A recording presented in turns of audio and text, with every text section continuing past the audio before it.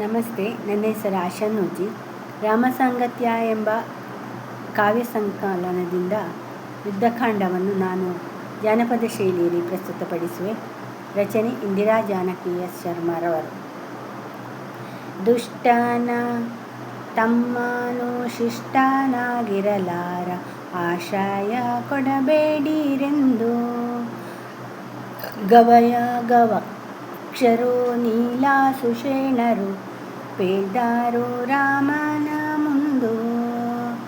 ಸಚ್ಚಿಲ ರಾಕ್ಷಸರಿರುವಾರು ಜಗದಲ್ಲಿ, ದುಡುಕಿನ ನಡೆಬೇಡವೆನುತ ಕಪಟಿಯಾಗಿರದಿರೆ ಉಪಕಾರಿಯಾಗುವ ನೆಂದಾನು ವರಜಾಂಬವಂತ.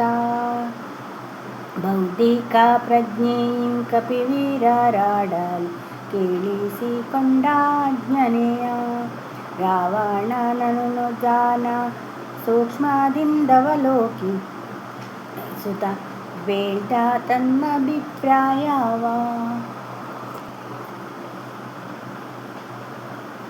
ಸಾತ್ವಿಕ ಗುಣ ಹೊತ್ತ ಜ್ಞಾನ ಸಂಪನ್ನನು ನೋಡುತ್ತಲರಿವಾಗುತ್ತಿಹುದು, ಬುದ್ಧಿಪೂರ್ವಕವಾಗಿ ಶರಣಾಗ ಬಂದಿಯ ಬಿರಿಗಂಗಾಶಯ ನೀಡಬಹುದು.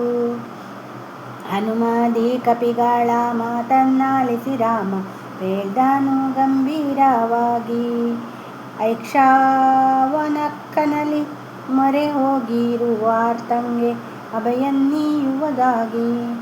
ಸಂಕಷ್ಟದಲ್ಲಿ ಅಣ್ಣನ ತೊರೆದಂತೆ ತಮ್ಮನ ನಂಬುವುದೆಂತು.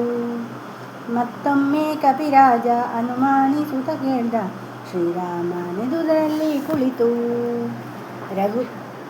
ರಘುರ ಮಹಾರಾಜನ ಪೀಳಿಗೆ ನಮ್ಮದು, ಶರಣು ಎಂದವರನ್ನು ಬಿಡೆವು. ಕಳದಶಗ್ರೀವನೇ ಶರಣಾಗಿ ಬಂದರು, ಆತನ್ನಾದರಿಸುವೆವು.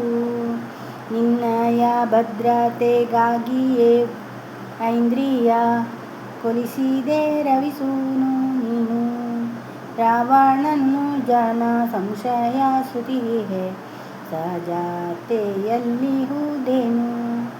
ದಶರಥಿಯು ದೃಢ ಸಂಕಲ್ಪದಿಂದಲೇ ಹೇಳಲು ಸುಗ್ರೀವ ನೆನೆದ್ದು, ಶರಣ ವಿಭೀಷಣನನು ಕರೆತಂದನು ರಘುವಂಶ ತಿಲಕನ ಮುಂದು.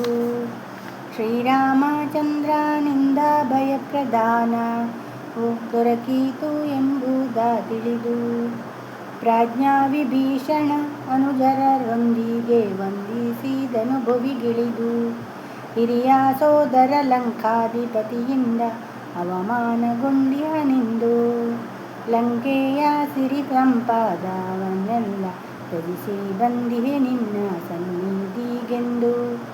ರಾಮನಿಂಗಿತದಂತೆ ರಾಕ್ಷಸ ಸೇನೆಯ ವಿವರಿಸಿದನು ವಿಭೀಷಣನು, ವರಬಲದಿಂದಲೇ ಅಣ್ಣನಾರ್ಜಿಸಿದಂತ ಶಕ್ತಿ ಪರಾಕ್ರಮಗಳನ್ನು.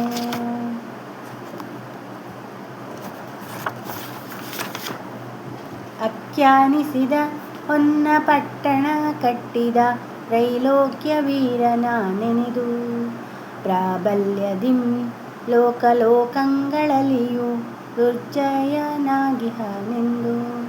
ಕುಂಭಕರ್ಣನ ಶೌರ್ಯ, ಮೇಘನಾದನ ಧಾರ್ಷ್ಟ್ಯ, ಮಂತ್ರಿ ಪ್ರಹಸ್ತನ ಯುಕ್ತಿ, ದ್ವಿಕ್ಪಾಲರನು ಸದೆಬಡಿಯುವಂತ ಸೇನೆಯು ರಾವಣಂಗಿರುವಂತ ಶಕ್ತಿ. ದಶಕಂಧರನ ಬಗ್ಗೆ ನುಡಿದ ವಿಭೀಷಣ ಗೌರಭಾವದಿಂ ಕೂಡಿ, ದಶರಥನಂದನ ಭರವಸೆ ಇತ್ತನು ಅನುಜರ ಮೇಲಾಣೆ ಮಾಡಿ.